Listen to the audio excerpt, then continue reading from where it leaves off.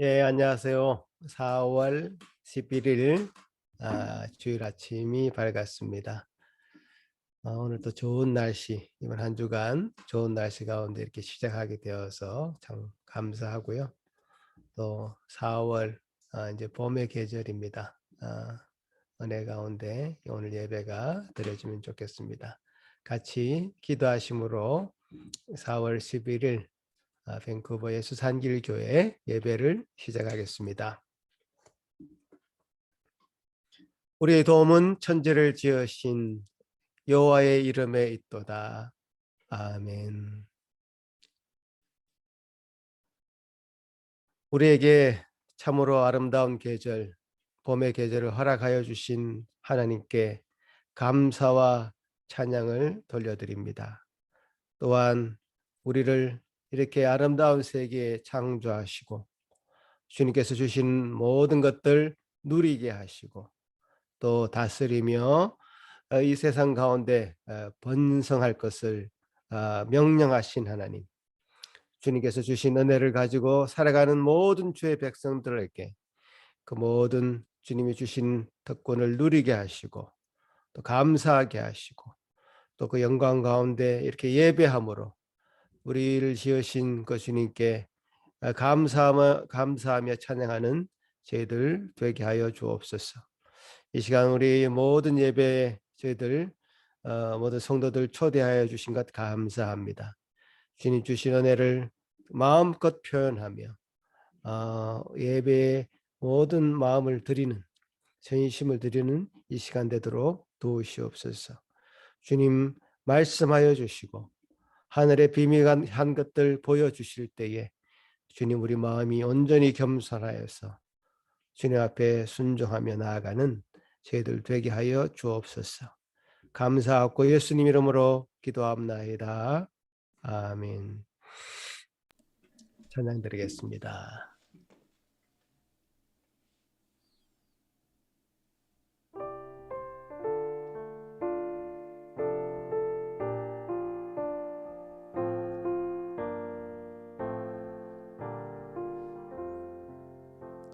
정한 물로 우리 죄를 모두 씻어 주시사 주의 자녀 삼으시고 은혜 내려 주소서.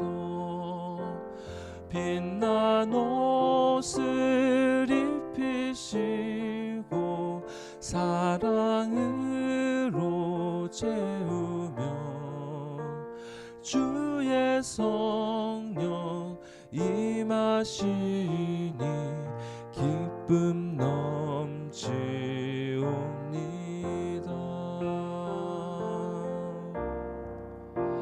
주님 앞에 나온 사람 하늘 잔치 참여해 주의 잔과 생명떡을 받아 먹게 하소서. 죄와 유혹 물리치고 주와 동행하면서 하늘나라 시민 되어 승리하게 하소서.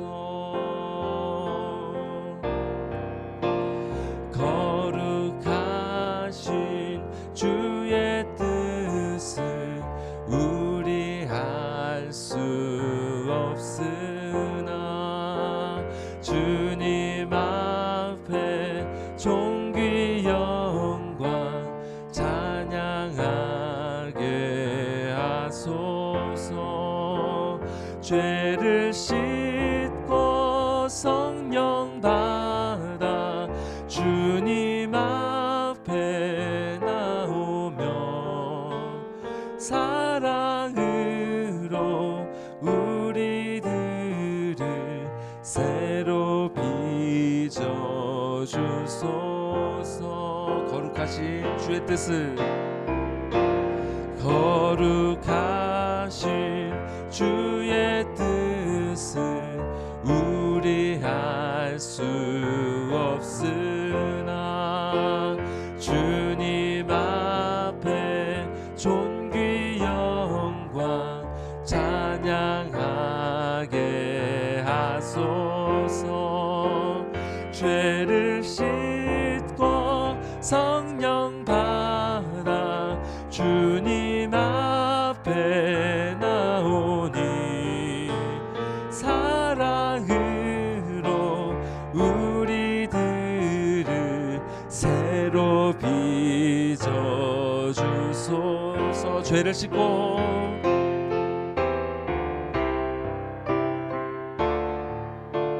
주님 앞에 나오니 사랑으로 우리들을 새로 빚어 주소서.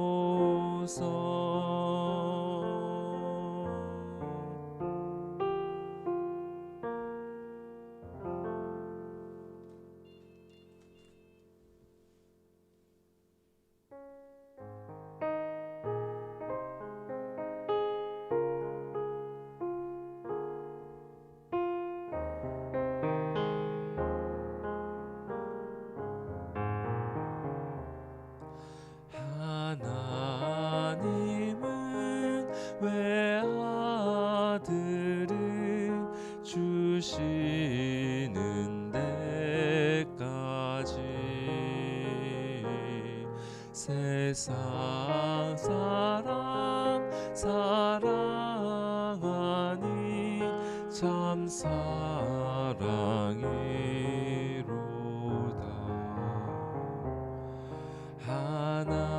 하나님은 사랑이라 죄악에 빠졌던 우리까지 사랑하니 참 사랑 아닌가. 하나님을 배반하고 멀리 떠난 우리 원수같이 대적하나 사랑하여 주네. 하나님은 사랑이라 죄악에 빠졌던 우리까지 사랑하니 참 사랑 아닌가. 세상 죄를 사시려 우리 죽을 대신 성자 예수 십자가에 고난 받으셨네.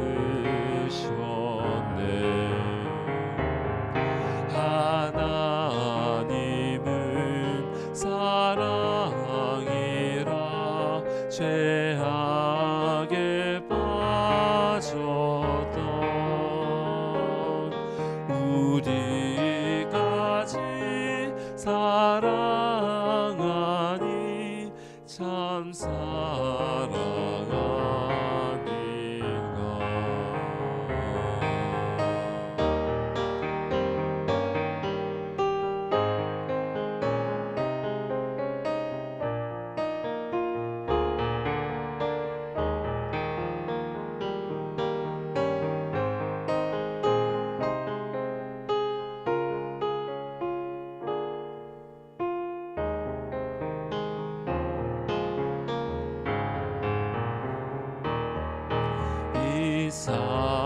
사랑에 감사하여 곧 주께 나오라. 고난 영혼 주께 맡겨 구원을 얻으라. 하나님은 사랑이라 죄악에 빠졌던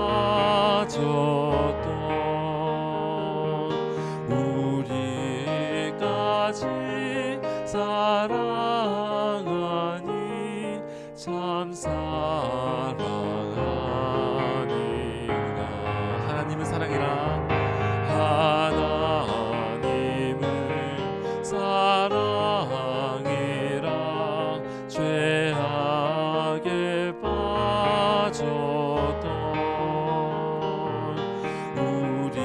우리까지 사랑하니 참 사랑하니. 한 번 더 고백합시다. 하나님은 사랑이다.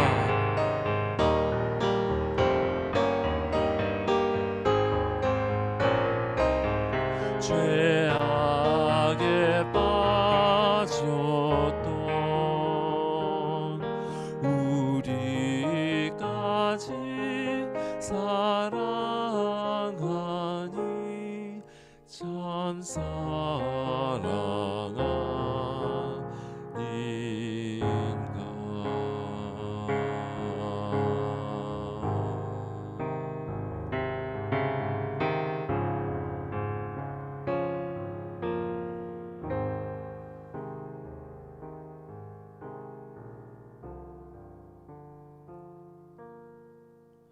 수많은 무리들 줄지어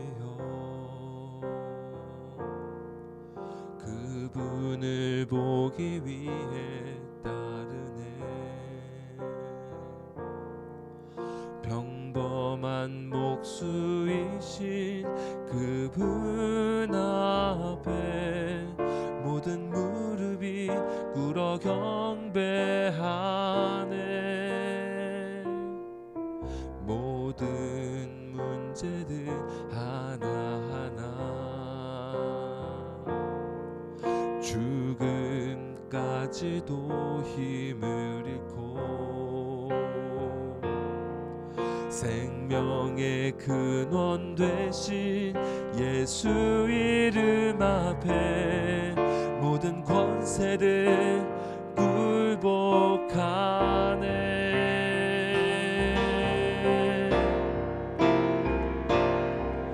예수 이름 높이세. 능력의 그 이름 예수 이름 높이세. 구원의 그 이름 예수 이름을 부르는 자.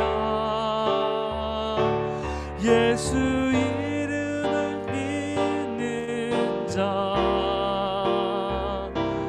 예수 이름 앞에 나오는 자 복이 있도다.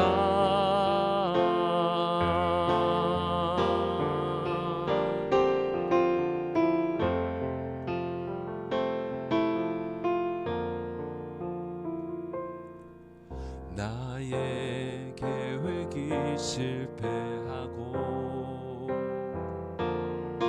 나의 소망이 끊어질 때 삶의 주관자 되신 그분 앞에 나의 무릎을 꿇어 경배하네. 나의 삶을 그분께 맡길 때 비로소 나의 마음 평안해. 구원의 반석 되신 예수의 이름을 소리 높여 찬송하네.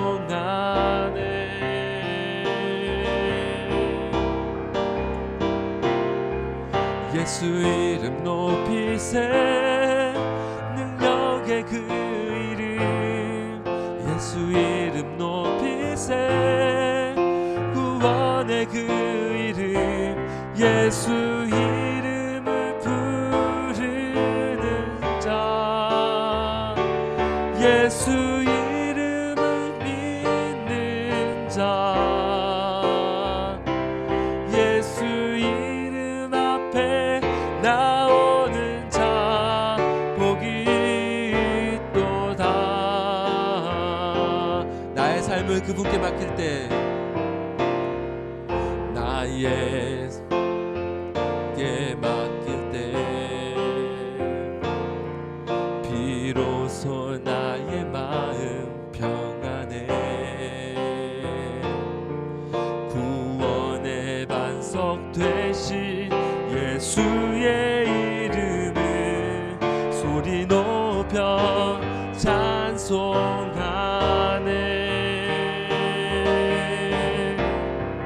예수 이름 높이세 능력의 그 이름 예수 이름 높이세 구원의 그 이름 예수 이름을 부르는 자 예수 이름을 믿는 자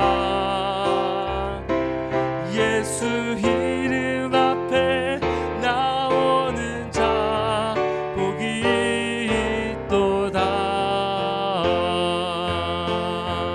예수의 이름 높이세 능력의 그 이름 구원의 그 이름 예수 이름을 부르는 자 예수 이름을 믿는 자 예수 이름 앞에 나오는 자 복이 있도다. 예수님 이름 앞에 나오는 자 예수 이름 앞에 나오는 자 복이 있도다. 예수 이름 앞에 나온 자 예수 이름 앞에 나오는 자 복이 있도다.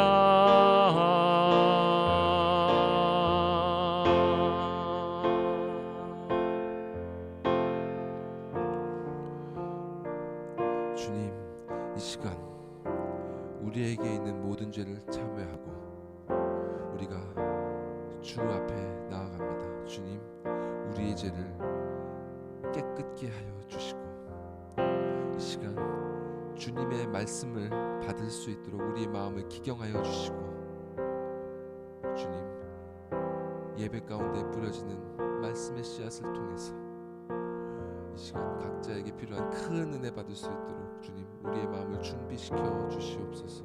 성령님, 이 시간 우리의 영혼과 함께하여 주시옵소서. 다 같이 주님께 간구하시겠습니다.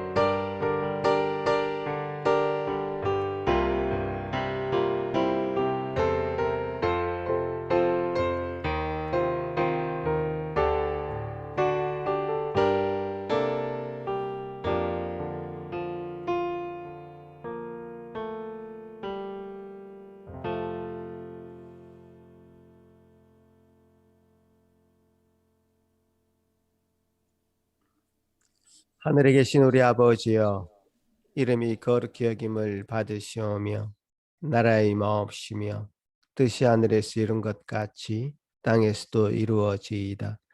오늘날 우리에게 일용할 양식을 주옵시고 우리가 우리에게 죄 지은 자를 사하여 준 것 같이 우리 죄를 사하여 주옵시고 우리를 시험에 들게 하지 마옵시고 다만 악에서 구하옵소서.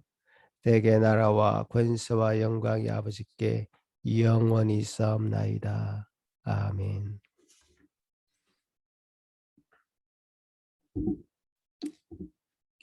시편 97편 말씀입니다. 여호와께서 다스리시나니 땅은 즐거워하며 허다한 섬은 기뻐할지어다.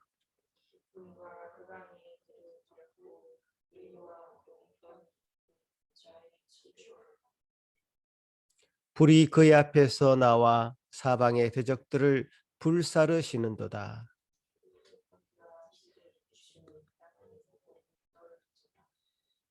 산들이 여호와의 앞 곧 온 땅의 주 앞에서 밀랍같이 녹았도다.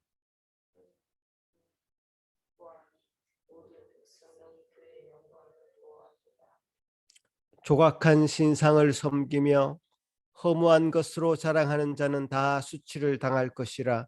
너희 신들아 여호와께 경배할지어다.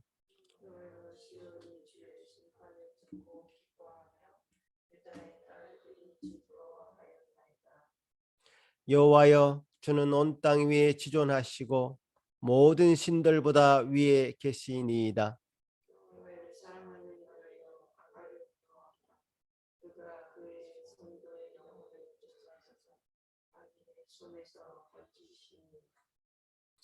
의인을 위하여 빛을 뿌리고 마음이 정직한 자를 위하여 기쁨을 뿌리시는도다.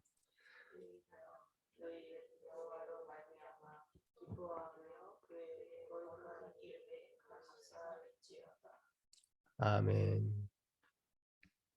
이 시간에 이용 전사님 예배를 위해서 기도하실 때 다 같이 기도하시겠습니다. 참 좋으신 하나님 우리 아버지 감사합니다. 허물과 죄로 죽었던 우리를 그리스도와 함께 살리시고 그 귀한 구원의 은혜로 말미암아 기쁨과 감사함으로 영생 천국을 준비하게 하여 주심에 감사와 찬송과 영광을 올려드립니다. 간절히 바라옵기는 우리 산길교회 공동체가 온전히 하나님의 절대 주권을 믿고 주님께서 우리의 모든 한 현실을 가장 귀한 구원을 이루어 가도록 인도하여 주심을 믿음으로 말미암아 어떠한 상황 속에서도 우리의 입술을 통하여 늘 감사가 선포되어지게 하여 주시옵소서. 이 시간 말씀을 선포하시는 전도사님께 오직 주의 성령과 진리로 충만케 하여 주시고 말씀을 듣는 모든 성도들의 심령마다 하나님의 말씀이 인정되어지고 깨달아지고 믿어지는 귀한 은혜를 허락하여 주시옵소서. 감사드리오며 예수 그리스도 이름으로 기도드립니다. 아멘.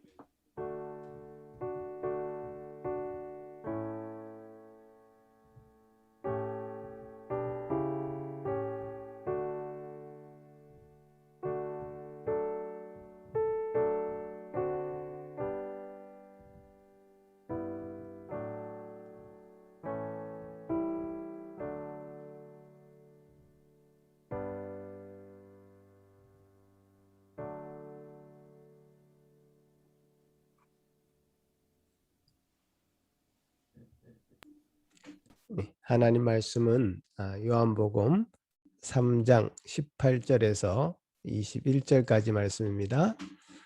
이 말씀 제가 봉독에 올리겠습니다. 그를 믿는 자는 심판을 받지 아니하는 것이요 믿지 아니하는 자는 하나님의 독생자의 이름을 믿지 아니하므로 벌써 심판을 받은 것이니라. 그 종죄는 이것이니 곧 빛이 세상에 왔으되 사람들이 자기 행위가 악함으로 빛보다 어둠을 더 사랑한 것이니라. 악을 행하는 자마다 빛을 미워하여 빛으로 오지 아니하나니 이는 그 행위가 드러날까 하며 진리를 따는 자는 빛으로 오나니 이는 그 행위가 하나님 안에서 행한 것임을 나타내려 함이라 하시니라. 아멘. 네, 그러면 우리 어린이들 앞으로 나오세요. 우리 김영희 사모 어린이를 위해서 말씀 전해주시겠습니다.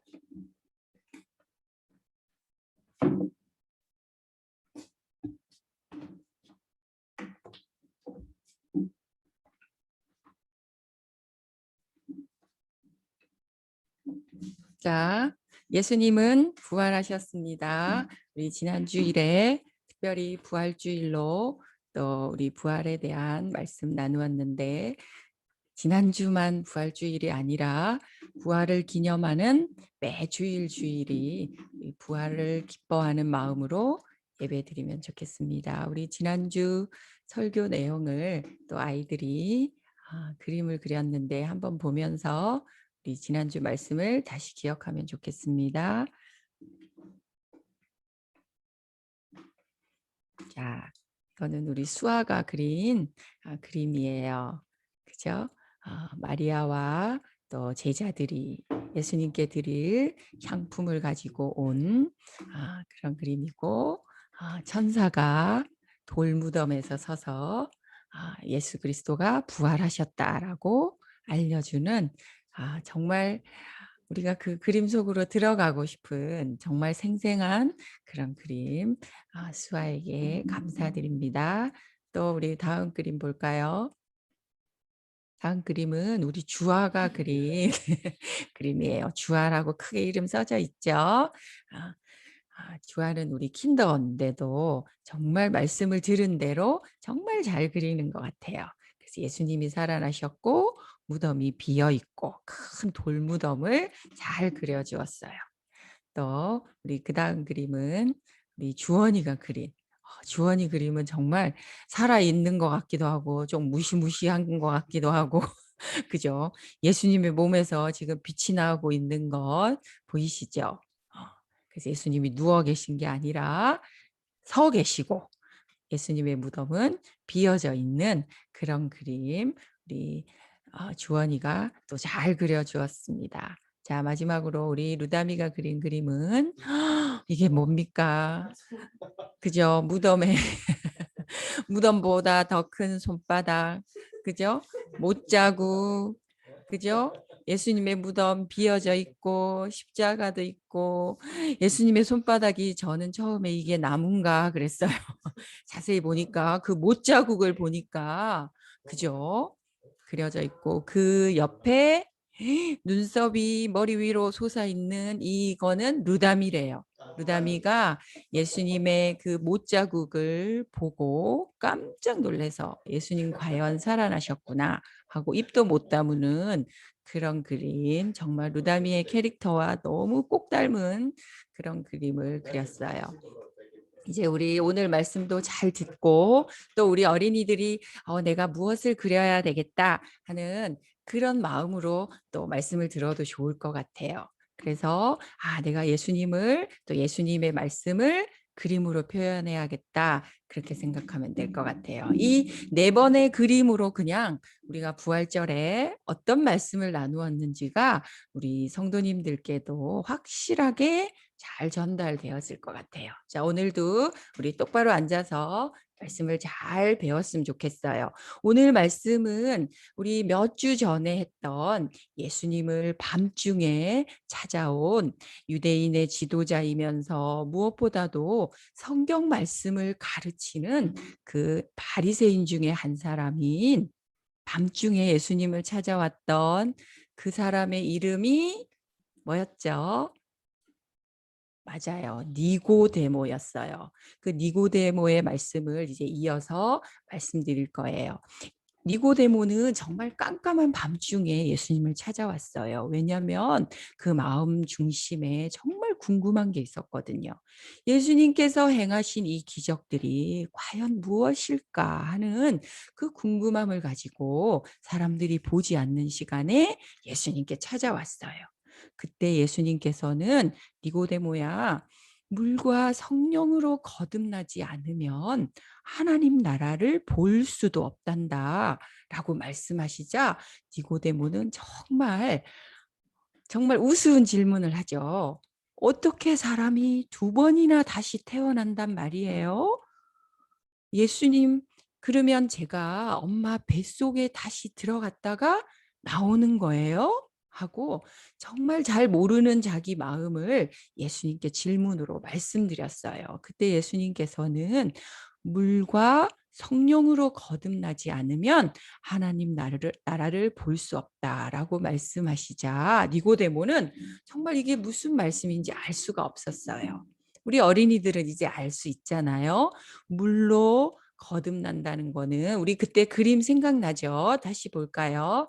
우리가 더러운 몸을 샤워해서 물로 씻어내듯이 우리 더러운 죄를 물로 씻어서 깨끗함을 받는다는 그것이 거듭남이었고요. 성령으로 거듭난다는 것은 그렇게 깨끗해진 우리의 영혼에 하나님의 영이신 성령을 우리에게 선물로 주셔서 이제는 하나님의 영으로 하나님의 말씀으로 인도함을 받는 새로운 삶을 살게 된다라는 것이 거듭남이었지요.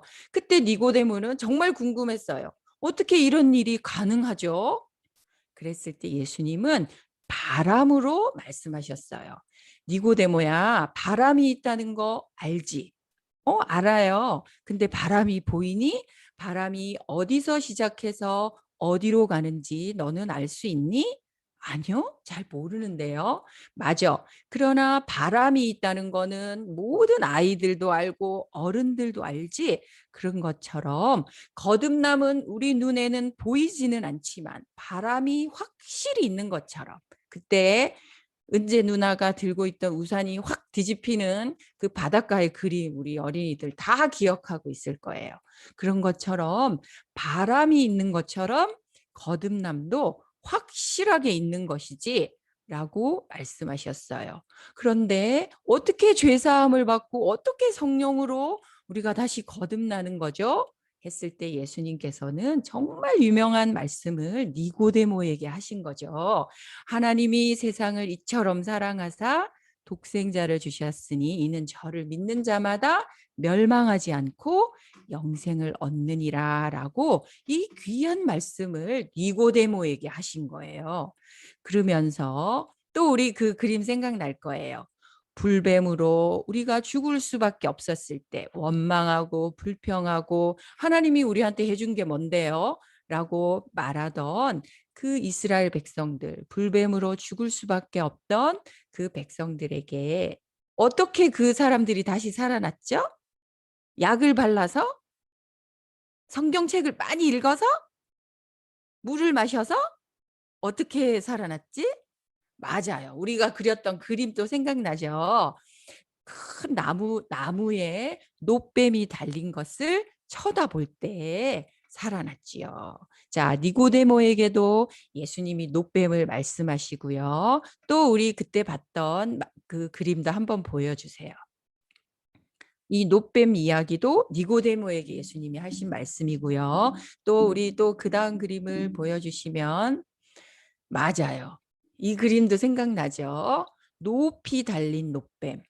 우리가 죽어서 우리의 시체가 저 노뱀처럼 달려야 됐는데 이 노뱀은 예수님을 말한다고 했어요. 우리 대신에 우리의 몸값을 대신해서 예수님께서 십자가에 달리신 것이지요. 우리 그 다음 그림을 보면 우리 어린이들은 생각이 날 거예요. 맞아요. 이 놋뱀을 보는 자마다 영생을 얻게 되고 불뱀에서 살게 되고 하나님 나라를 갈 수 있는 것이지요. 자, 이것을 들은 니고데모는 정말 내가 지금까지 모르고 있었구나. 내가 성경을 가르치는 사람이었지만 정말 내가 아무것도 모른 채 말씀을 가르친 것은 아닌가 아마 그렇게 생각했을 거예요. 여러분 정말 궁금하죠? 이 니고데모가 그 후에는 어떻게 됐을까요? 성경에는 다시 요한복음에 2번 더 니고데모가 나와요. 잘 들어볼까요? 그 예수님과 밤에 이야기를 나누었던 니고데모의 일생은 어떻게 되었을까? 어떤 어른으로 어떻게 살아가게 되었을까? 우리 한번 말씀에서 또 생각해 보도록 해요. 자, 니고데모는 정말 성경을 가르치는 그 당시에 바리새인 중에 한 명이었어요. 그날도 바리새인들은 정말 화가 났어요. 왜냐하면 예수님께서는 그 바리새인들에게도 너희들도 회개하지 않으면 하나님 나라에 갈 수 없다라고 몇 번이나 지적해서 말씀하신 것을 듣고 이 바리새인들은 정말 화가 났어요. 뭐라고? 우리가 얼마나 많이 배우고 똑똑한 사람들인데 우리가 하나님 나라에 갈 수 없다고 그렇게 말하면서 성전을 지키는 군인들에게 가서 예수님을 잡아오라고 명령했어요. 어떻게 됐을까요? 그 성전을 지키는 경비대들이 예수님께 가서 예수님을 잡아오기는커녕 다시 바리새인들에게 와서 저희들은 이렇게 놀라운 말씀을 하시는 분을 처음 보았습니다. 라면서 바리새인에게 말하는 거예요. 그러자 이 바리새인들은 더 화가 났겠죠. 뭐라고? 율법을 알지도 못하고 배우지도 못하고 하는 저 무식한 사람들은 저주를 받은 사람들이야. 라고 큰 소리로 말하자 그 무리와 함께 있던 바리새인이었던 니고데모가 뭐라고 말하는지 여러분 잘 들어보세요. 그때 니고데모는 담대하게 그 바리새인들에게 말했어요. 여보세요. 우리가 예수님의 말을 먼저 한번 들어보고 예수님이 어떤 분이신지 어떠한 삶을 사시는지 알아보기도 전에 저주를 받았다고 말하면 어떻게 됩니까? 우리가 먼저 예수님을 만나보고 예수님의 하시는 일을 자세히 보아야지요. 라고 저들에게 담대하게 말했어요. 많은 바리새인들은 다 예수님을 미워했지만 이 바리새인인 니고데모는 아마 밤중에 예수님과 했던 그 영생의 말씀을 기억하고 또 예수님이 어떠한 삶을 사시는지 자세히 살펴보면서 살았던 사람인 것 같아요. 그리고 또 성경책에 나와요. 또 성경책에 예수님이 돌아가시던 날에 니고데모가 그 아리마대 사람 요셉과 함께 빌라도에게 찾아가 예수님의 시체를 달라고 얘기했다라고 성경에 기록하고 있어요. 그때 우리도 알다시피 모든 제자들 다 도망갔고요. 베드로 3번이나 예수님 모른다고 부인하며 욕했고요. 너무 무서워서 모든 문을 꽁꽁 닫고 모여 있었잖아요. 근데 이 아리마대 사람 요셉과 니고데모는 예수님의 시체를 달라고 그 빌라도에게 찾아갔다라고 말하고 있어요. 그런데 빈손으로 찾아가지 않았어요. 성경에 보니까 백근이 얼마만큼이냐면요. 34kg이래요. 엄청난 무게에 예수님의 시체의 발을 향기 나는 향품을 준비해서 찾아갔다라고 성경은 분명히 기록하고 있어요. 아마도 사모님 생각에 수아나 주원이 몸무게보다 더 많은 아마 주원이가 주한이를 안고 있는 그 무게만큼이나 무거운 그 값비싼 향품을 가지고 예수님 시체에 바르려고 했던 사람이 바로 우리가 아는 니고데모예요. 그런데 이 34g이 돈으로 하면 얼마인지 아세요? 사모님 손 보세요. 얼마일 것 같아요? 10불? 1000불? 100일 동안 일한 거? 아니에요. 여러분 놀라지 마세요. 그 34kg의 향품은요. 100년 동안 100년 동안 한 일꾼이 벌어야 되는 큰 돈이었대요. 여러분 100년 동안 벌은 돈으로 향품을 사서 그때 십자가에서 달려 돌아가신 예수님 시체에 바르려고 찾아갔다? 아마도 그만큼의 향품을 바르는 것은 왕의 장례식, 왕이 죽었을 때에 아마 나라의 돈으로 왕에게 발라줬던 그만큼의 어마어마한 향품이고 그런 돈이었대요. 아마 니고데모는 자기가 표현할 수 있는 예수님을 가장 사랑하는 그 표현으로 100년 동안 벌어야 되는 그 돈의 향품을 가지고 예수님께 찾아간 그런 사람이었어요. 그리고요, 그 후로 성경에는 나오지 않지만 니고데모는 예수님이 부활하신 후에 베드로와 요한에게 세례를 받고 예수님의 제자가 되었대요. 알 것 같아요. 바리새인들이 니고데모를 어떻게 했을 것 같아요? 맞아요. 니고데모를 때리고 그래서 예루살렘 성 바깥으로 니고데모를 쫓아내 버렸대요. 그렇지만 니고데모는 끝까지 예수님의 말씀을 전하는 사람으로 살았다고 성경은 아니지만 성경을 기록하는 사람들이 다른 책에서 니고데모의 역사를 말해주고 있대요.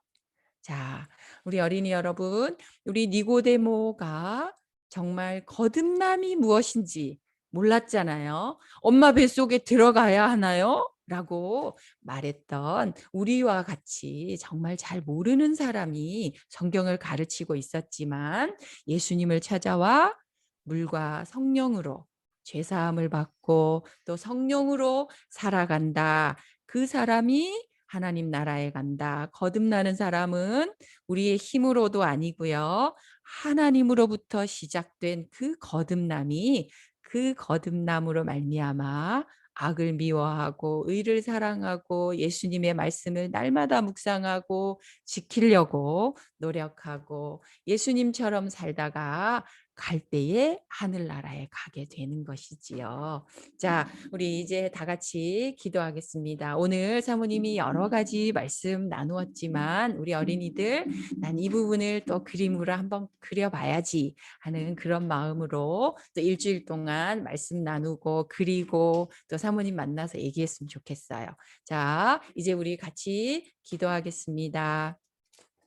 하나님, 그렇습니다. 정말 거듭남은 우리가 무엇을 해서 돈으로 사서 공부를 많이 해서 그래서 얻는 것이 아니고 노뱀처럼 높이 매달린 예수님, 우리의 죄를 대신해서 대신 죽으신 그 예수님을 바라보고 믿는 자들에게 선물로 주어지는 것이 거듭남이에요. 거듭남을 주셨을 때에 우리의 죄를 씻어주시고 이제는 우리 마음대로 우리 힘대로 사는 것이 아니라 주의 말씀에 끌려 하나님의 영으로 인도함을 받는 그 삶을 살아갈 때에 우리가 이 세상 가운데서도 승리하지만 하나님 나라에 갈 수 있는 큰 복을 받는다고 니고데모를 통해서 자세히 말씀해 주시니 참으로 감사드립니다.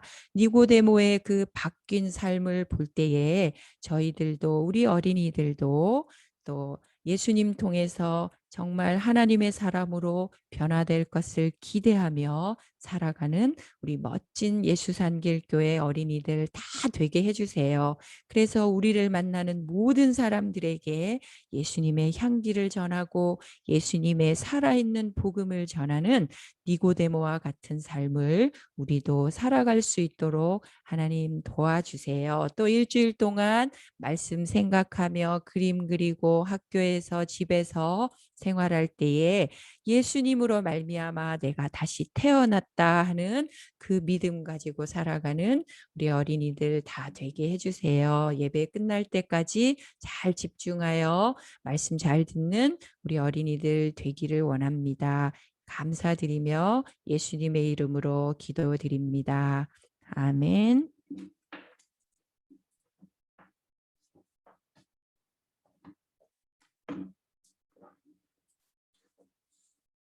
예, 우리 어린이들 말씀 잘 들으셨죠? 예, 이제 우리 이찬욱 전도사님 거듭남에 대해서 네 번째 말씀입니다. 믿음에 따른 심판이라는 제목으로 말씀 나누어 주시겠습니다.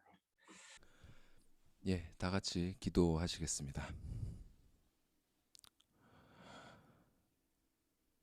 고마우신 아버지 하나님 감사드립니다. 이 시간 우리에게 말씀하여 주시옵소서. 종의 입에서 오직 주님의 거룩한 진리만이 쏟아져 나오게 하시고 듣는 귀한 성도들 그 귀를 열어주시고 또 이 시간 거듭남의 은혜가 필요한 분들에게 주님 성령님 역사하사 효과적인 부르심으로 그들의 영을 불러 깨워 주시옵소서. 주님, 주님께서만이 이 시간을 통하여 온전히 영광받아 주시옵소서. 감사드리며 예수님의 이름으로 기도드리옵나이다. 아멘. 예, 약 2000년 전에 예루살렘 어떤 집에서 예수님께서 니고데모에게 거듭남의 복음을 전하셨습니다. 니고데모가 정말로 예수님을 믿었는지는 성경에 명확히 나오지 않지만 방금 들으신 것처럼 요한복음에 기록된 그의 행동들과 그 뒤에 전승되는 이야기들에 따르면 그랬을 것으로 여겨집니다. 하지만 지금 중요한 것은 니고데모가 거듭났는지 여부는 아닙니다. 주님께서는 니고데모와의 대화를 기록한 사도 요한의 기록을 통해서 지금 우리에게 복음을 전하고 계십니다. 중요한 것은 이 말씀을 듣는 우리가 복음을 믿느냐 그렇지 않느냐입니다. 우리는 지금까지 3차례에 걸쳐 이 대화를 살펴보면서 크게 5가지를 알 수 있었습니다. 본문 말씀을 보시면서 하나하나 상기해 보시면 좋겠습니다. 첫 번째는 거듭남입니다. 예수님께서는 5절에 거듭나는 것은 물과 성령으로 나는 것이라고 설명하시면서 구약 성경 이사야서와 에스겔서 말씀을 니고데모에게 상기시키셨죠. 즉 물로 더러운 것을 씻어내듯이 복음의 말씀으로 죄인이 회개하게 되고 새 생명의 영을 받아서 성령 하나님의 인도를 받는 것입니다. 두 번째로는 거듭나지 못한 자, 즉 죽어있는 자는 어떤 사람인지가 드러났습니다. 그는 영적인 것과 육적인 것을 구분하지 못하며 본질보다 방법론에 매달리고 또 거듭난 자들의 증언을 거부합니다. 또한 이와 대조되는 거듭난 자, 즉 성령으로 난 사람은 어떤 사람인지도 알 수 있었습니다. 그들은 거듭남을 입었고 이제 성령 하나님과 함께합니다. 그리고 성령 하나님께서는 그들을 의를 행하고 죄를 짓지 아니하며 그리스도를 믿고 온 마음을 다해 하나님을 사랑하고 자신의 몸과 같이 이웃을 사랑하도록 인도하십니다. 그리고 네 번째, 이렇게 사람을 거듭나도록 하기 위해 하나님께서는 효과적인 부르심으로 그들을 부르셨습니다. 택하신 자녀들을 영원히 살아계신 말씀, 즉 복음을 통해 거듭나게 하십니다. 그리고 지난 시간에 바로 이 복음이 무엇인지에 대해서 알아보았습니다. 복음은 예수는 누구인지, 그는 무슨 일을 하셨는지, 그리고 왜 그 일을 하셨는지에 대한 말씀입니다. 그분은 하나님의 진리에 대한 유일하고 최종적 권위를 가진 선지자이시며 이 세상 만물을 다스리는 왕이시며 택하신 자들의 모든 죄를 완전하게 대속하신 큰 대제사장이 되십니다. 하나님께서 이분을 세상에 보내신 것은 이 세상을 이처럼 사랑하셔서 그를 믿는 자들에게 구원을 베푸시려 함입니다. 예수님께서는 이 복음을 니고데모에게 전하셨습니다. 예수님은 니고데모에게 이렇게 말씀하고 계신 것입니다. 니고데모여 믿으라. 거듭나려면 내가 제시한 이 복음을 믿으라. 믿고 거듭나 하나님의 나라에 들어가라. 이렇게 예수님께서 니고데모에게 하신 마지막 말씀은 그가 복음을 믿도록 하시기 위해서 하신 말씀들인 것입니다. 자, 오늘 본문 이 네 구절은 세 가지로 구분됩니다. 첫 번째는 믿음 여부에 따라 갈라지는 하나님의 심판. 또 두 번째는 복음을 믿지 않는 그 불신앙의 근본적인 이유와 그 드러나는 증거에 대해서. 마지막 세 번째는 복음을 믿는 신앙의 증거와 그 근거에 대해서 말씀해 주셨습니다. 다시 한번 정리하면 첫 번째는 복음을 믿는지 안 믿는지에 따르는 심판, 두 번째는 불신앙의 이유와 증거, 세 번째는 신앙의 이유와 증거입니다. 그럼 먼저 복음에 따른 결과는 어떤 것인지 알아봅시다. 자, 18절 말씀을 같이 읽겠습니다. 본문 18절 말씀. 자, 시작. 그를 믿는 자는 심판을 받지 아니하는 것이요 믿지 아니하는 자는 하나님의 독생자의 이름을 믿지 아니하므로 벌써 심판을 받은 것이니라. 오늘 본문은 믿음의 대상을 다시 한번 분명하게 말씀하십니다. 그를 믿는 것, 곧 하나님의 독생자라고 불리신 그분 예수 그리스도가 바로 믿음의 대상이십니다. 여기서 하나님의 독생자의 이름을 믿는다는 표현을 여러분 기억하실 필요가 있습니다. 여기서 이름에 해당하는 원어 단어는 이름, 계급, 또 권위라는 뜻을 담고 있습니다. 즉 예수님의 이름에는 그분의 정체성과 그분이 무슨 일을 하시는 분인지, 곧 복음이 무엇인지가 그대로 드러나 있습니다. 먼저 예수라는 이름은 무슨 뜻이죠? 마태복음에서 천사는 예수님의 어머니 마리아에게 이렇게 말씀합니다. 아들을 낳으리니 이름을 예수라 하라. 이는 그가 자기 백성을 그들의 죄에서 구원할 자이심이라 하니라. 예수라는 이름은 그가 구원자라는 뜻입니다. 그러면 그리스도라는 호칭은 무엇입니까? 이는 기름 부음을 받아 거룩하게 구별되었다는 뜻입니다. 하나님께서 구약시대에 선지자와 제사장과 왕을 세우실 때 기름을 부어 그들을 구별하셨습니다. 즉 예수 그리스도라는 그분의 호칭에는 복음의 내용이 함축되어 있습니다. 그렇게 예수님께서는 복음을 믿는 것을 가리켜 하나님의 독생자의 이름을 믿는 것, 이렇게 표현하시는 것입니다. 18절 말씀은 이러한 예수님에 대한 믿음의 여부에 따라 하나님의 판단을 받게 된다고 말씀합니다. 먼저 그를 믿는 자는 심판을 받지 않습니다. 여기서 심판을 한다는 말은 to separate, 즉 나누어서 구분한다는 개념을 담고 있는데요. 여기에는 이렇게 옳고 그름을 나누어 판단한다라는 뜻과 옳지 못한 것, 곧 불의한 것을 정죄한다라는 뜻, 이 두 가지 뜻이 모두 담겨 있습니다. 자, 이 심판이 옳고 그름, 의로움과 불의함을 판단한다라는 뜻이라면 심판을 받지 않는다는 것은 그러한 판단을 받지 않는다는 것입니다. 곧 예수를 믿는 자는 실상 하나님의 판단 대상이 아니라는 의미입니다. 왜냐하면 예수님께서 그들 대신 판단을 받으시기 때문입니다. 이것이 바로 하나님께서 택하신 자들에게 주신 은혜 언약의 내용입니다. 예수 그리스도를 믿음으로 말미암아 신자들은 이제 그들의 생명을 예수님께 의탁했습니다. 영혼의 결말을 예수님께 맡겼습니다. 이제 예수께서 믿는 자들의 제사장으로 그들의 대리자가 되어 그들의 죄를 대속해 주십니다. 그 결과 믿는 자에 대한 하나님의 심판 법정에서 판단의 대상이 되는 것은 죄로 더럽혀진 믿는 자 자신의 삶이 아니라 예수 그리스도의 흠없고 순전하고 완전한 삶인 것입니다. 만약 신자를 대신하는 그 예수님의 의로우심이 하나님 앞에 완전하지 않다면 그분께 자신의 영혼을 의지한 그 모든 자들 역시 정죄를 면치 못할 것입니다. 그러나 성경이 분명히 말씀하는 바와 같이 하나님의 독생자 예수 그리스도께서는 하나님 앞에 전혀 죄가 없으실 뿐만 아니라 하나님께서 죄인에게 물으시는 모든 죄값과 명하시는 그 모든 의무를 완벽하게 성취하신 메시아이십니다. 그렇기 때문에 그분을 믿는 모든 자들은 정죄를 받지 않을 것입니다. 이로써 믿는 자들은 심판이란 단어에 담긴 그 두 번째 뜻, 곧 정죄를 받는 것에서도 완전히 면제되는 것입니다. 그와 반대로 믿지 아니하는 자는 심판을 받는다고 말씀하십니다. 여기서의 심판도 앞의 경우와 동일한 단어입니다. 즉 예수 그리스도의 복음을 믿는 자들은 하나님의 엄중한 판단의 대상이 됩니다. 그들은 심판대 앞에서 오롯이 홀로 하나님 앞에 판단을 받을 것입니다. 아무도 그들을 도울 수 없습니다. 왜냐하면 그 심판대 앞에서 유일하게 죄인에 대한 변호의 권리가 있는 예수님을 그들은 의뢰하지 않았기 때문입니다.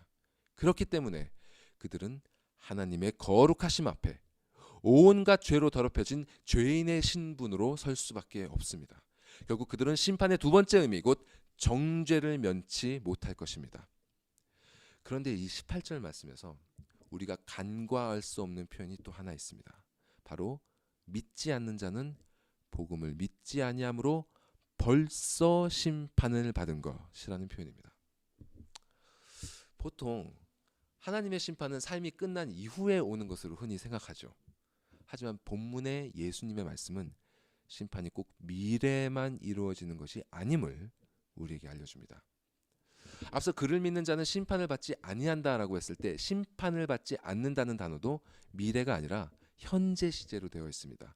이 원어에서 현재 시제는 현재 진행의 의미도 담고 있습니다. 즉 예수 그리스도를 믿어 은혜 언약 안에 들어간 자는 미래에 도달해서가 아니라 지금 현재 계속해서 그리스도로 말미암아 하나님의 판단으로부터 면제되고 있는 것입니다.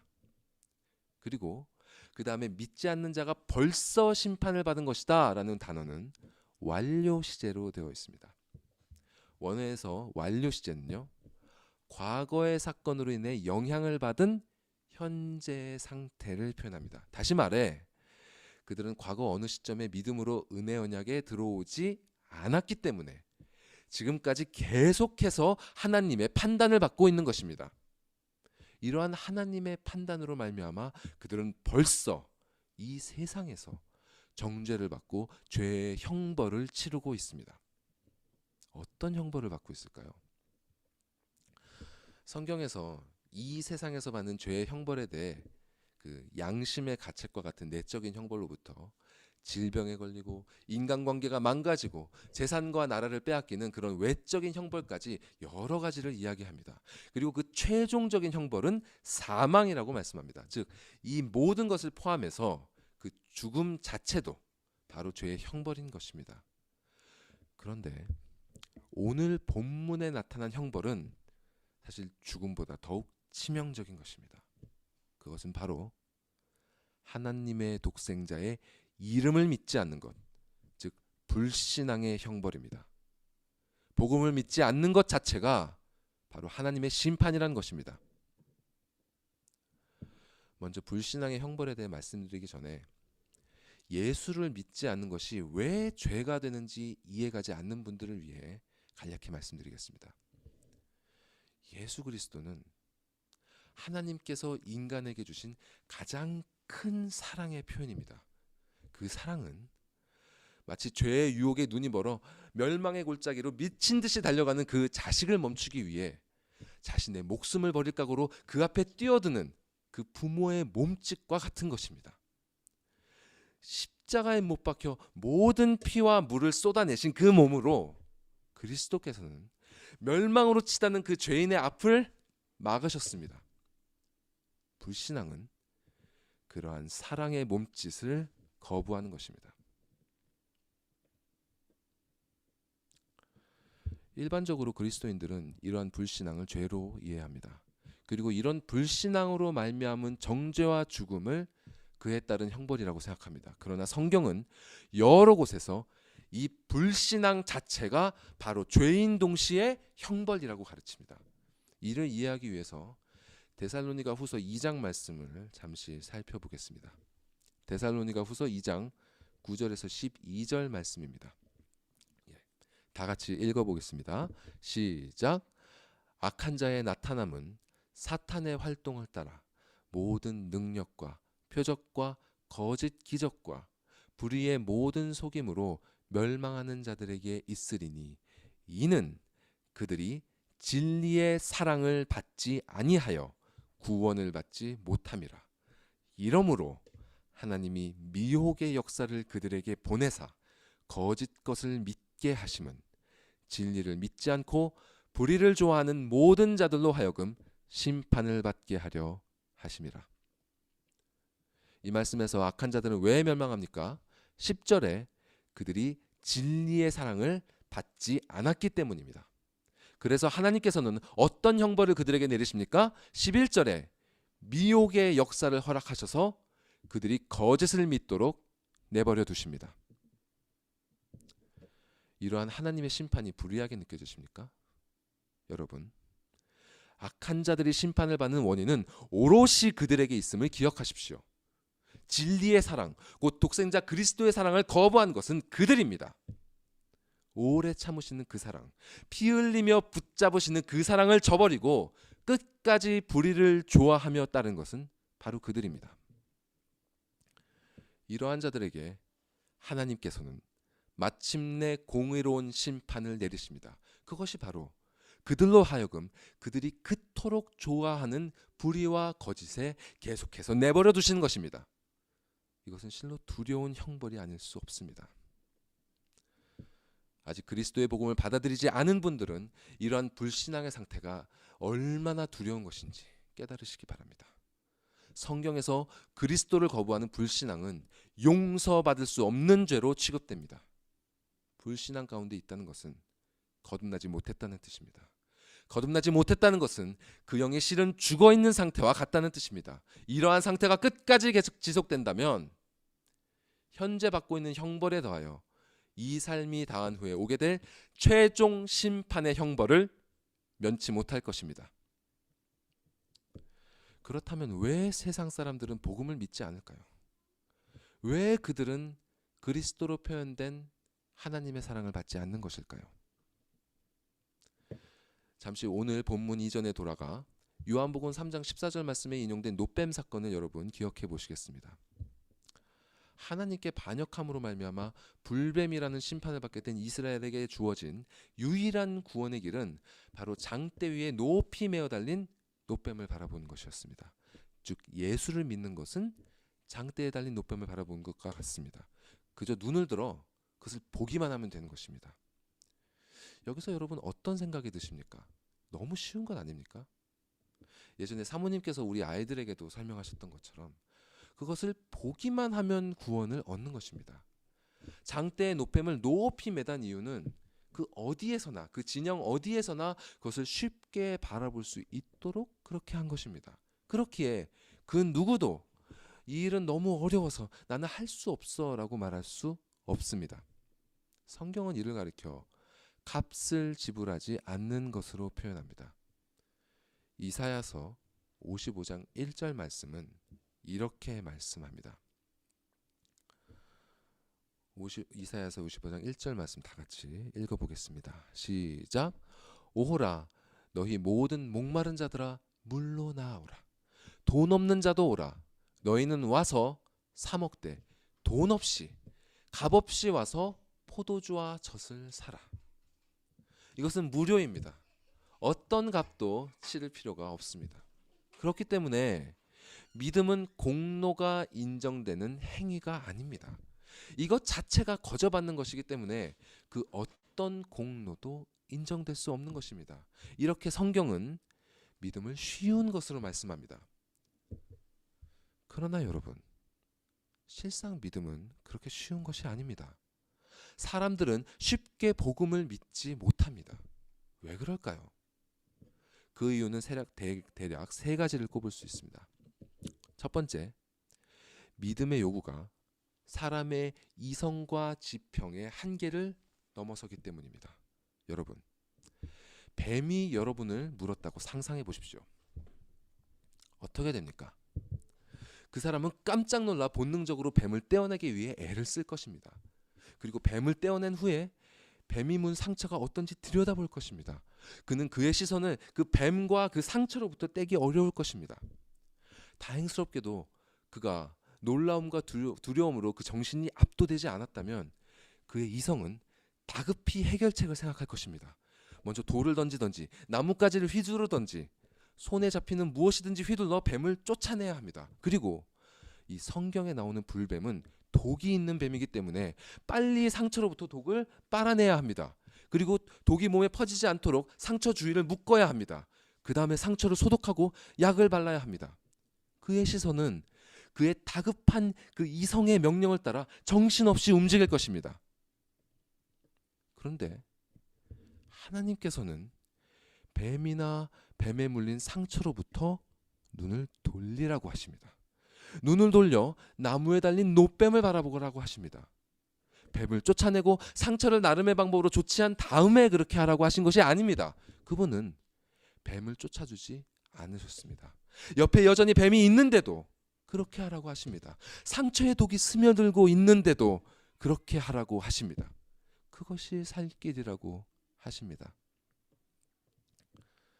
사람이 고통을 느끼면 그 사람은 자신이 당한 그 고통에 집중하게 마련입니다. 자신이 왜 이러한 고통을 겪는지 원인을 파악하고 해소하려고 합니다. 그리고 그 고통을 유발하는 근원을 찾아 제거하려고 합니다. 인간은 자신의 지평 안에서 그 해결책을 찾으러 동분서주합니다. 이 과정에서 나온 것이 인간이 만든 모든 학문과 사상과 종교입니다. 그러나 기독교의 믿음은 그 지평을 넘어설 것을 요구합니다. 그렇기 때문에 믿음은 참으로 어렵습니다. 그런데 여러분, 이것보다 더욱 믿음을 어렵게 만드는 두 번째 이유가 있습니다. 믿음이 어려운 두 번째 이유는 사람이 현재 자신의 상태를 인식하지 못하고 있기 때문입니다. 그는 자신이 지금 영적으로 목마른 상태인지 모릅니다. 그렇기 때문에 그분께서 값없이 주신다고 하신 그 물과 포도주를 얻을 필요를 느끼지 못합니다. 그는 자신이 지금 병든 상태인지 모르기 때문에 의사가 필요 없습니다. 그래서 예수님께서는 건강한 자에게는 의사가 쓸데없고 병든 자에게라야 쓸데있느니라고 말씀하신 것입니다. 이들은 실로 아무런 감각이 없는 영적으로 죽어있는 자들입니다. 이를 놋뱀 사건에 비유하면 그 심각성이 더욱 분명해집니다. 이들은 지금 자신들을 물고 있는 그 불뱀을 뱀으로 인식하지 못하는 것 같습니다. 이빨에서 스며 나온 독으로 인해 자신이 죽어가고 있음에도 깨닫지 못하고 있는 것과 같은 것입니다. 제가 지난번에 본문을 나누면서 놋뱀 사건에 나오는 불뱀을 가리켜 하나님의 심판의 도구라고 말씀드렸습니다. 그러면 이 도구는 구체적으로 무엇을 가리킬까요? 성경에서 뱀은 주로 악인을 상징하고 뱀의 독은 죄악을 상징합니다. 예를 들어서 시편 140편은 다음과 같이 고백하고 있습니다. 시편 140편 말씀을 같이 읽어볼까요? 시작. 여호와여, 악인에게서 나를 건지시며 포악한 자에게서 나를 보전하소서. 그들이 마음속으로 악을 꾀하고 싸우기 위하여 매일 모이오며 뱀같이 그 혀를 날카롭게 하니 그 입술 아래에는 독사의 독이 있나이다. 하나님께서는 악인들의 죄악을 사용하여 악인들에게 형벌을 내리십니다. 아담이 옛뱀의 거짓말을 따른 이후로 모든 인류는 그와 같이 죄악의 뱀에 물린 상태입니다. 이제 그들 안에는 독이 가득 찼습니다. 그들이 내뱉는 말마다 하는 행동마다 독이 스며 나옵니다. 그들은 이제 서로가 서로에게 형벌이 되어버렸습니다. 문제는 그들이 이러한 상태를 당연한 것으로 인식한다는 점입니다. 그들은 죄악으로 말미암아 일어나는 갖가지 오염과 타락상을 오히려 자연스러운 것으로 여깁니다. 예를 들어 사람이 타인보다 자신의 이익을 우선시하는 것은 그들에게 너무나 당연한 것입니다. 마음속에 하나님을 상실한 채 자신이 스스로의 주인이 되어 자기 소견에 옳은 대로 행하는 것이 그들에게는 자연스러운 것입니다. 그렇기에 마음을 강팍하게 굳혀서 하나님께 죄를 회개하지 않는 건 역시 그들에게 전혀 부끄러운 일이 아닙니다. 사람은 그의 죄악이 고통을 유발하지 않는 한 그 죄를 멈추지 않습니다. 타락이 너무 심해져서 자신과 주변에 고통을 주도록 진행되지 않게끔 그 적절한 선에서 제어하는 것을 그들은 지혜라고 생각합니다. 그리고 이러한 제어를 잘하는 사람을 현명하다고 여깁니다. 하지만 그들은 지금 이렇게 죄악이 제어된다는 것 자체가 하나님께서 은혜를 주고 계시기 때문에 가능하다는 것을 모릅니다. 그렇기에 그들은 자신들의 죄를 회개하지 않을 뿐만 아니라 그들의 타락이 극단으로 치닫는 것을 막아주고 계시는 하나님께 감사하지도 않습니다. 이렇게 그들은 죄악 위에 죄악을 쌓고 있는 것입니다. 이것이 바로 18절에 벌써 심판을 받은 자들의 상태입니다. 그러나 믿음이 진실로 어려운 근본적인 이유는요, 이러한 자기인식의 부재도 아닙니다. 그 이유는 다음 19절 말씀에 나옵니다.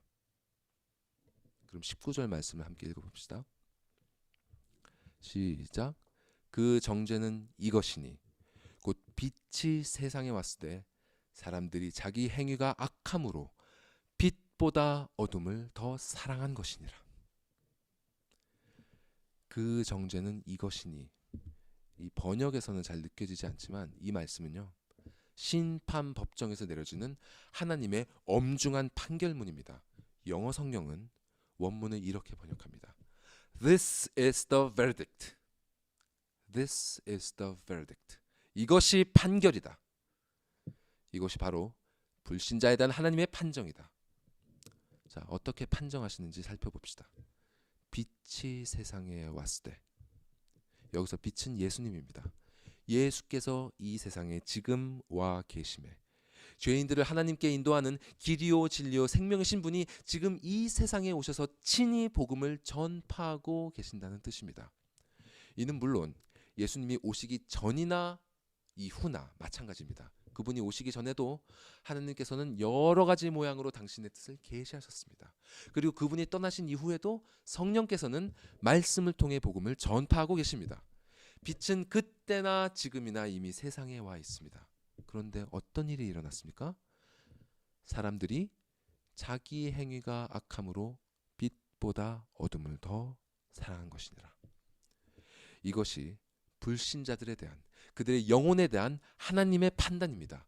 이들이 믿음을 갖지 못하는 근본적인 이유는 그들이 빛보다 어둠을 더 사랑했기 때문입니다. 이것이 바로 믿음이 어려운 가장 본질적인 이유입니다. 그들은 예수 믿기를 싫어합니다. 그들은 진리보다 거짓을 더 사랑합니다. 그들은 예수의 길보다 자신의 길을 더 좋아합니다. 그들은 하나님의 법보다 세상의 법을 더 선호합니다. 그들이 빛보다 어둠을 더 사랑하는 이유는 자명합니다. 왜냐하면 거짓은 그들의 악한 행위를 정당화시켜주기 때문입니다. 비진리의 어둠은 그들의 악한 모습을 가려줍니다.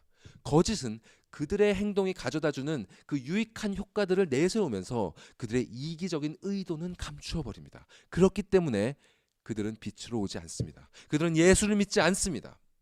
이것이 바로 그들이 하나님의 심판을 받았음을 보여주는 가장 분명한 증거입니다. 여기서 어떤 분들은 어떻게 불신자들의 행위가 그렇게 악하다고 판정할 수 있는가? 무슨 근거로 그들이 빛보다 어둠을 더 사랑한다고 단정지을 수 있는가? 이렇게 반문하실 수 있습니다. 여기서 제가 저런 근거들을 제시하면서 이 말씀을 변호하고자 한다면 얼마든지 그렇게 할 수 있을 것입니다. 인간이 약하다는 것, 그리고 그들이 하나님을 싫어한다는 증거는 역사 가운데 실로 차고 넘칩니다. 그러나 예수님께서는 그렇게 하지 않으셨습니다. 그분은 이러한 판단에 대해 이런저런 증명과 설명을 하시지 않았습니다. 그분은 그저 하나님의 판결을 선언하셨습니다. 예수님께서 니고데모에게 이런저런 설명을 하지 않으신 이유는 이것이 거듭남의 영역이기 때문입니다. 거듭나지 않으면 자신이 범한 죄와 그 비참한 처지에 대해 절대로 깨달을 수가 없습니다. 여러분, 소요리 문답에서 정리한 그 효과적인 부르심에 대한 설명을 다시 한번 여러분 들어보십시오. 자, 효과적인 부르심이란 성령 하나님의 사역으로 우리의 죄와 비참함을 깨닫게 하신다 하고 했습니다.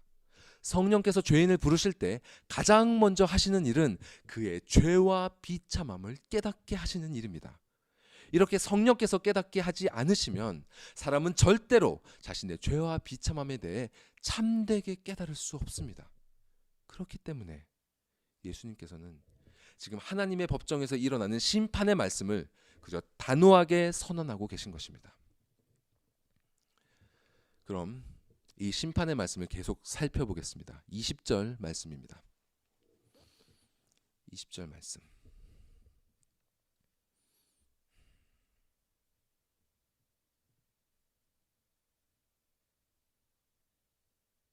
예, 20절 말씀 같이 읽어보겠습니다. 시작.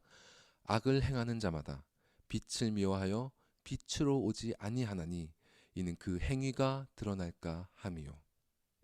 여기서 악을 행하는이라 했을 때 이 행한다는 말은 반복적 혹은 습관적으로 하는 행동을 표현하는 단어입니다. 즉 악을 행하는 것은 어쩌다가 어떤 특정한 시점에 아니면 어떤 상황이 되어서야 저지르는 그런 일이 아닙니다. 이것은 일상적으로 반복적으로 습관적으로 저지르는 일입니다. 여러분에게 그 일이 어떤 것인지는 제가 알 수 없습니다만 결혼을 하신 분이라면 여러분의 배우자는 그것을 알고 있을 것입니다. 결혼을 하지 않은 분들은 아마 여러분의 가족이나 가장 가까운 친구가 어느 정도 그것을 알고 있을 것입니다. 하지만 사실 그들보다 그것에 대해 가장 잘 알고 있는 사람은 바로 자기 자신, 더 엄밀히 말해 그 자신의 양심입니다. 여러분의 양심이 여러분의 악한 행위들을 인지했을 때 그 양심은 소리를 높여 이 사실을 여러분에게 알렸을 것입니다. 아마 옳지 못한 많은 행위들이 이러한 양심의 목소리 때문에 제어되었겠죠. 이는 실로 은혜입니다. 그러나 문제는 지금도 여전히 반복적으로 저지르고 있는 죄입니다. 이제는 습관이 되어 삶의 일부로 자리 잡아 여러분 죄로 인식되지 않고 있을지도 모릅니다. 아마 처음에는 이에 대해 경고하는 양심의 소리를 들었을 것입니다. 그러나 우리의 마음속에 숨어있는 비진리의 어둠은 그 양심을 윽박질러 더 이상 입을 열지 못하게 만듭니다. 그리고 더욱 어둠 속으로 우리의 의도를 감추기 위해 그것이 악한 것이 아님을 온갖 이론과 사상으로 정당화시켜버립니다. 이것이 반복되면 어느새 양심은 그 입을 다물고 그 악의 정당성을 받아들여서 더 이상 문제 제기를 하지 않습니다. 그렇게 죄악은 우리의 습관이 되고 더 나아가 우리의 삶의 일부가 되어버립니다. 이렇게 악을 행하는 자들은 빛을 미워하고 빛 대신 예수를 미워합니다. 그들은 예수를 인정하지 않습니다. 예수가 죄인들의 유일한 구원자이심을 인정하지 않습니다. 그들은 그리스도가 그들의 선지자 되심도 제사장 되심도 왕 되심도 인정하지 않습니다. 왜냐하면 그분을 인정했을 때 그들은 그들이 친구로 삼아 동행하고 있는 그 죄악과 결별해야 하기 때문입니다. 그들이 주인으로 삼고 사랑하는 죄의 법을 떠나야 하기 때문입니다. 그래서 그들은 빛 대신 예수께 나오지 않습니다. 이것이 바로 복음을 믿지 않는 불신자들을 향한 하나님의 판결입니다. 반면에 복음을 믿는 진리를 따르는 자는 어떻습니까? 21절 말씀을 같이 읽어보겠습니다. 같이 읽습니다. 시작. 진리를 따르는 자는 빛으로 오나니 이는 그 행위가 하나님 안에서 행한 것임을 나타내려 함이라 하시니라. 앞구절에서 악을 행한다는 말이 반복적이고 습관적인 행동을 뜻한다면 여기서 진리를 따른다는 말은 그저 일반적이고 단회적인 의미에서 무엇을 한다라는 의미입니다. 이 말은 습관적인 행동이 아니란 뜻입니다. 여기서 우리는 진리를 따르는 일이 기계적으로 되는 일이 아님을 알 수 있습니다. 악한 일은 자연스럽게 반복되어 비교적 쉽게 습관이 됩니다. 의식하지 않아도 저절로 그렇게 되죠. 그러나 진리를 따르는 일은 절대로 그렇지 않습니다.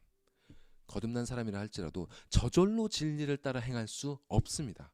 그 이유는 매일매일 되살아나 그 일을 방해하는 이 옛자를 십자가에 못 박아야 그것이 가능하기 때문입니다. 예를 들어 신자들은 매일 성경 읽기와 기도를 실천해야 한다고 배웁니다. 그것은 구원을 얻기 위한 것이 아니라 하나님 나라에 이르기까지 우리의 영혼이 살아나갈 수 있는 힘을 얻는 은혜의 방편이기 때문입니다.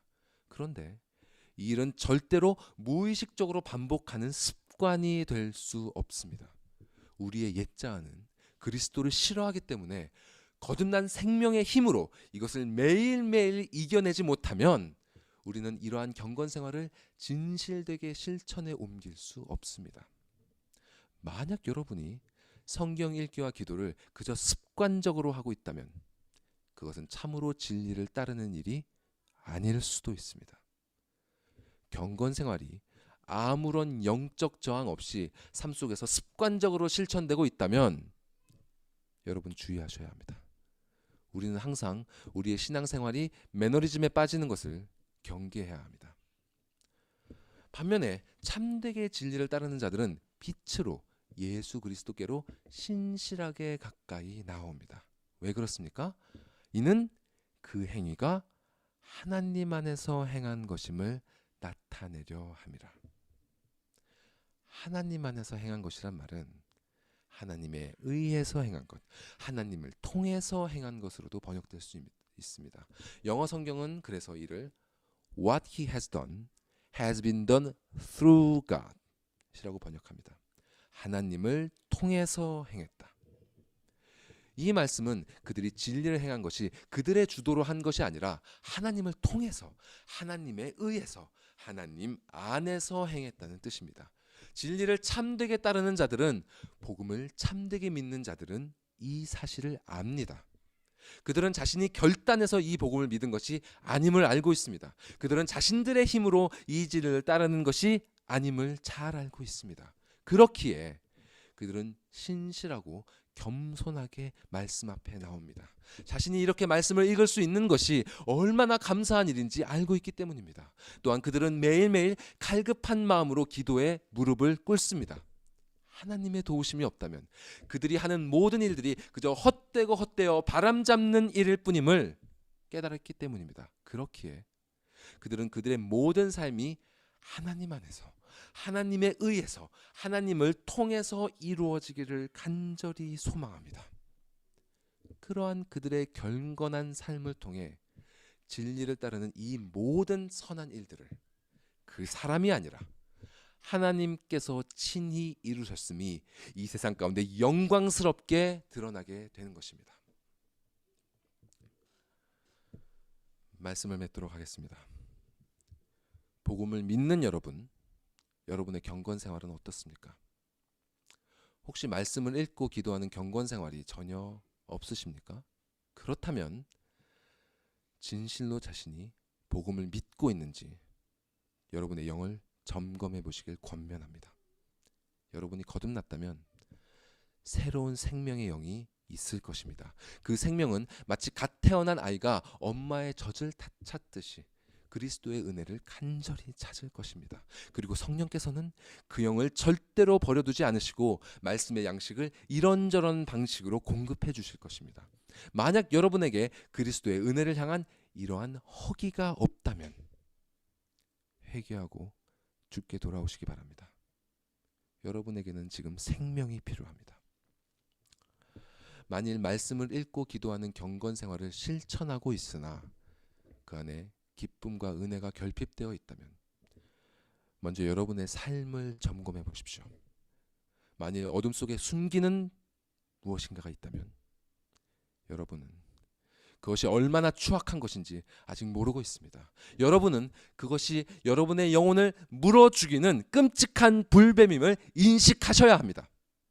그것이 무엇이든 여러분이 그리스도께로 나아가는 것을 방해하는 것은 죄악입니다. 그것이 왜 죄악인지 이해가 되지 않으신다면 하나님께 기도로 물으십시오. 그리고 말씀 앞에 그것을 놓고 씨름하십시오. 그리고 교회의 말씀 사역자들의 도움을 받으십시오.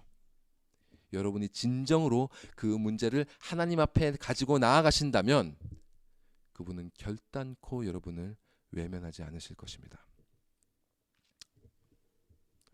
또한 그런 분들은 경건한 생활을 하는 여러분의 동기를 점검해 보십시오. 그리스도께 감사드리고 여러분의 삶으로 그분께 영광을 돌리려는 것이 아니라 그저 자기 삶의 필요를 충족시키고 자기 만족을 얻기 위한 것이 아닌지 살펴보십시오.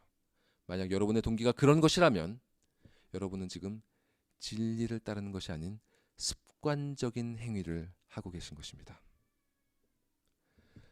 자신의 경건 생활이 만족스럽다고 여기는 분들도 마찬가지입니다. 교만은 패망의 선봉이요 거만한 마음은 넘어짐의 앞잡이입니다. 매너리즘에 빠진 습관적인 신앙생활은 습관적인 죄악을 저지르는 것과 본질적으로 조금도 다르지 않습니다. 이런 신앙생활은 말씀을 읽든 기도를 하든 그리스도와 아무 상관이 없습니다. 그러한 여러분의 행위를 하나님께서 지금 판단하고 계십니다. 말씀 앞에 여러분의 영혼을 다시 한번 진지하게 점검하시고 진심으로 회개하십시오. 진심으로 나아온 자에게 하나님께서는 상한 심령과 갈급함을 허락하실 것입니다. 만약 경건 생활에 이런저런 어려움이 끊이지 않는다 해도 여러분이 말씀과 기도를 통한 은혜의 갈급함을 가지고 계시다면 절대로 용기를 잃지 마시기 바랍니다. 어려움이 있는 것이 정상입니다. 사단은 경건한 자들을 결코 내버려 두지 않습니다. 그리스도에게로 가까이 나아갈수록 옛자의 저항은 더욱 거세질 것입니다. 그러나 승리가 여러분께 약속되어 있음을 잊지 마십시오. 왕 되신 그리스도께서 여러분을 마침내 승리하도록 이끄실 것입니다. 끝으로 복음을 믿지 않는 분들에게 말씀드립니다. 서두에서 말씀드렸듯이 지금 중요한 것은 이 말씀을 듣는 여러분이 복음을 믿느냐입니다. 이 말씀이 기록되고 2000년이 넘도록 보존되어 우리에게 전달된 이유는 바로 여러분 때문입니다. 이 복음이 믿기지 않는다면 니고데모처럼 그분의 말씀과 그분이 하신 일들을 자세히 주목해 보십시오. 교회에서 가르치는 말씀을 통해 그분이 어떤 분인지 살펴보시고 성경을 직접 읽으시면서 그분과 만나보십시오. 여러분께서 하나님을 찾으신다면 하나님께서는 결코 여러분을 외면하지 않으십니다. 오히려 여러분이 그분을 찾기 이전부터 이미 그분은 여러분을 기다리고 계셨습니다. 하나님께서는 친히 당신이 하나님 되심을 여러분에게 증명하실 것입니다. 그리스도께서 여러분을 부르십니다. 그분께 나아가십시오. 그분께 나아갈 때 아무것도 준비하지 않으셔도 됩니다. 그분께 어떻게 나아가야 할지 잘 몰라도 괜찮습니다. 그분은 결코 당신께 나오는 자들을 거절하지 않으십니다. 그분은 여러분의 영혼에 필요한 물과 포도주를 아무런 값없이 베풀어 주실 것입니다. 그저 그분께 겸손히 고개 숙여 죄인된 자신을 받아달라고 기도하십시오. 기도가 어색한 것은 아무런 문제가 안 됩니다. 심지어 그 내용이 맞지 않는다 해도 괜찮습니다. 그런 것은 성령께서 차차 말씀의 빛으로 교정시켜 주실 것입니다. 지금 급한 것은 그것이 아닙니다. 여러분이 빨리 그리스도께 나오는 것이 가장 시급한 것입니다. 하나님의 심판은 지금도 이루어지고 있습니다. 심판의 기준은 오직 믿음입니다. 여러분이 살면서 얼마나 많은 선행을 쌓았는지, 얼마나 하나님의 말씀을 많이 알고 있는지, 신앙생활을 얼마나 오래 했는지, 세례를 받았는지, 이런 것들은 전혀 고려 대상이 아닙니다. 심지어 어떤 분들이 오해하는 것처럼 그 사람이 하나님께서 선택하신 택자인지 아닌지 여부조차 심판의 기준이 아닙니다. 성경이 심판의 기준으로 말씀하시는 것은 오직 믿음뿐입니다. 오직 그리스도를 믿는 신앙만이 하나님의 최종 심판의 절대 기준입니다. 그렇기에 그리스도 안에서 모든 죄가 사함을 받을 수 있으나 불신앙의 죄만큼은 절대로 사함을 받을 수 없습니다. 주님께 불신앙의 죄를 깨닫게 해달라고 기도하십시오. 그리스도의 사랑을 거부하는 것이 얼마나 치명적인 죄인지 알게 해달라고 기도하십시오. 진정으로 죄를 깨닫는 것은 절대로 사람의 힘으로 할 수 없습니다. 그것은 오직 성령님의 역사하심을 따라 거듭남으로만 가능합니다. 부디 성령께서 이곳에 모인 모든 사람들에게 역사하사 니고데모에게 말씀하셨던 거듭남의 참된 복음이 모든 심령 가운데 결코 잊혀지지 않도록 그 마음에 깊이 새겨주시기를 간절히 소원합니다. 기도하시겠습니다.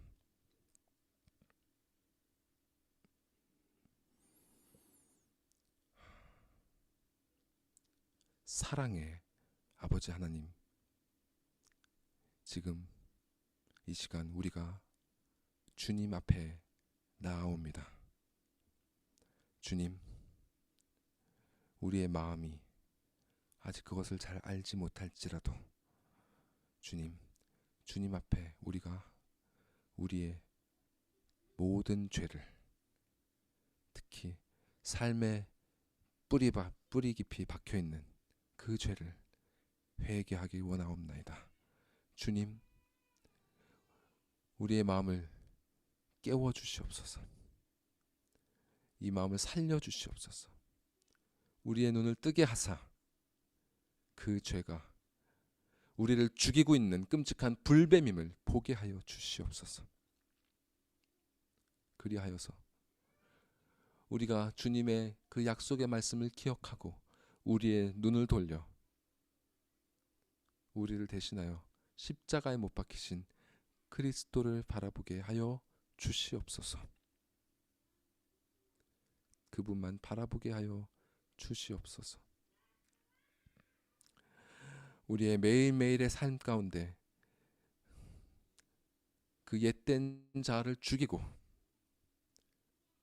오직 당신께 감사하며 당신만을 높이고자 하는 마음으로 주님, 그렇게 당신 앞에 매일매일 나아가는 복된 신자들이 되게 하여 주시고,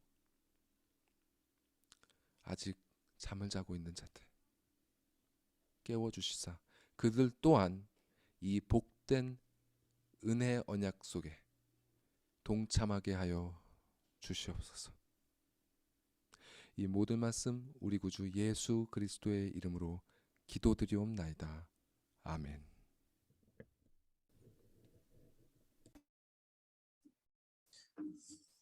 사도신경으로 우리의 신앙을 고백하겠습니다. 전능하사 천지를 만드신 하나님 아버지를 내가 믿사오며 그 외아들 우리 주 예수 그리스도를 믿사오니 이는 성령으로 잉태하사 동정녀 마리아에게 나시고 본디오 빌라도에게 고난을 받으사 십자가에 못 박혀 죽으시고 장사한 지 사흘 만에 죽은 자 가운데서 다시 살아나시며 하늘에 오르사 전능하신 하나님 우편에 앉아 계시다가 저리로서 산자와 죽은 자를 심판하러 오시리라.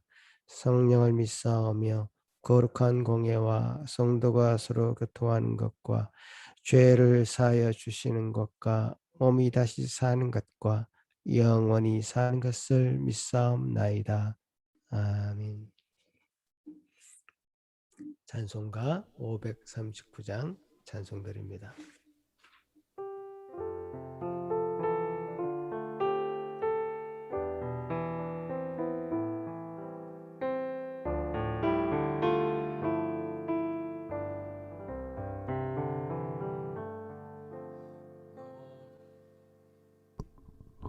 주 예수께 조용히 나가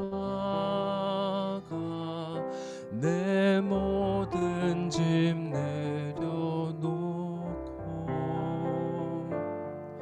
주 십자가 사랑을 믿어 죄 사함을 너 받으라. 주 예수께 조용히 나가 내 마음을 쏟아놓으라.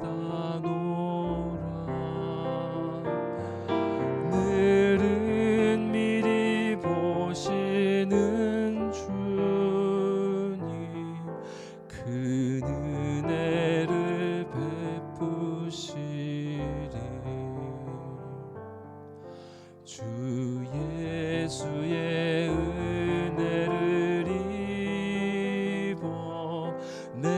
슬픔이 없어지리. 내 이웃을 늘 사랑하여 너 받은 곳 거저주라. 주 예수께 조용히 나가 내 마음을 쏟아놓으라. 늘은 미리 보시는 주님 그 은혜를 베푸시리. 주 예수를 친구로 삼아 늘 내 옆에 모시어라. 그 영원한 생명 샘물에 내 마른 목 죽이어라. 주 예수께 조용히 나가 내 마음을 쏟아놓으라. 늘은 미리 보시는 주님 그 은혜를 베푸시리. 너 주님과 사귀어 살면 새 생명이 넘치리라. 주 예수를 찾는 이 앞에 참 밝은 빛 비추어라. 주 예수께 조용히 나가 내 마음을 쏟아놓으라. 늘은 미리 보시는 주님 그 은혜를 베푸시리.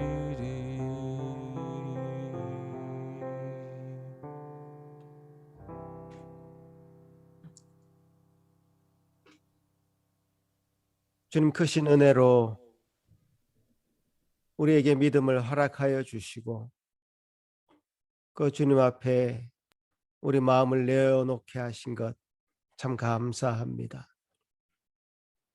우리를 가장 잘 아시는 주님, 그 주님 앞에 우리 마음을 내어놓는 것은 참 얼마나 쉬운 일이기도 하나 또 가장 어려운 일도 되는 줄 압니다.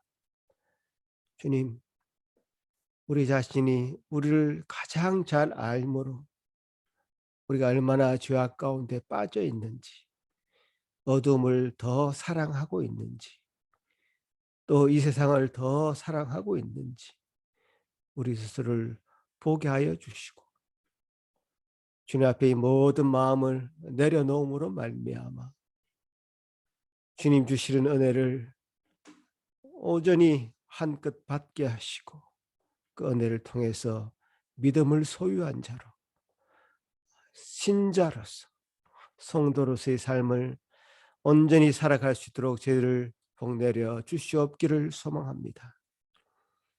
주님, 우리 모든 성도들 오늘 말씀을 통해서 다시 한번 확인해 보건대 우리에게 주 예수 그리스도는 어떤 의미인지, 어떤 분으로 우리에게 찾아오셨는지 주님 분명히 다시 한번 보게 하여 주시고 믿게 하여 주신 것 감사합니다. 우리의 온전한 마음, 100%의 마음을 다 주님 앞에 드릴 수 있는 이 시간 되게 하여 주시옵소서. 우리 마음을 드림과 함께 우리가 가진 모든 것 드리길 원합니다. 주님, 이 모든 것 우리의 것이 아니라 주님 주신 것임을 인정합니다. 그런 마음으로 오늘 이 예물도 드리오니 받아 주시옵소서. 주님께서 주시는 모든 성도들의 삶의 현장을 지키시고 동행하여 주시옵기를 간절히 바라옵고 감사드리오며 예수님 이름으로 기도하옵나이다. 아멘. 예, 오늘 예배 가운데 은혜 주신 것 감사하고요. 또 이찬욱 전사의 말씀을 통해서 또 하나님의 말씀을 전해 주셨습니다. 우리 찬욱 전사님 그동안 이제 4번 동안 요한복음 3장으로만 말씀 나누셨는데 이것이 가장 어떤 기초적인 제가 기초적이라고 말씀드리는 것은 초보자의 기초가 아니라 가장 중요하다는 의미에서의 기초입니다. 이 기초를 통과하지 않으면 우리가 정말 교회 공동체, 믿음 공동체, 신앙 공동체가 형성조차 되지 않을 것입니다. 이 기초를 통과하시기 바랍니다. 이 중요한 것들 우리가 그냥 간과하고 지나치시지 말기 바랍니다. 4번의 설교를 다시 한번 들으시고요. 제 마음 같아서는 모든 교회들, 성도들이 이런 말씀을 들었으면 하는 그런 마음입니다. 이 중요한 것들 자신을 점검하시고 그래서 믿음 공동체의 출발을 멋지게 하시길 바랍니다. 그래서 우리가 다른 어떤 것보다도 이제 중요한 이 내용들을 통해서 복음을 믿는 자의 개인과 그 복음을 믿고 따르는 신앙 공동체가 비로소 형성되고 예수 산길교회가 그 안에서 완전히 생명을 낳는 그런 믿음의 공동체가 되리라 믿습니다.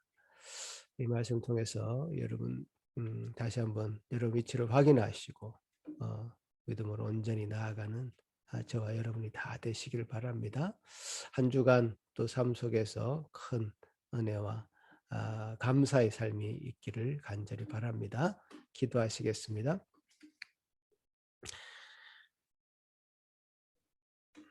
이제는 우리 주 예수 그리스도의 크신 은혜와 하나님 아버지의 극진하신 사랑하심과 성령 하나님의 위로하심과 교통하심이 이제 예수 그리스도의 이 복음 참 기쁜 소식을 반가이 듣고 믿음으로 반응하기를 간절히 소망하는 여기 머리 숙인 모든 성도들 위해 그 가정에 지금부터 영원토록 함께 있을지어다.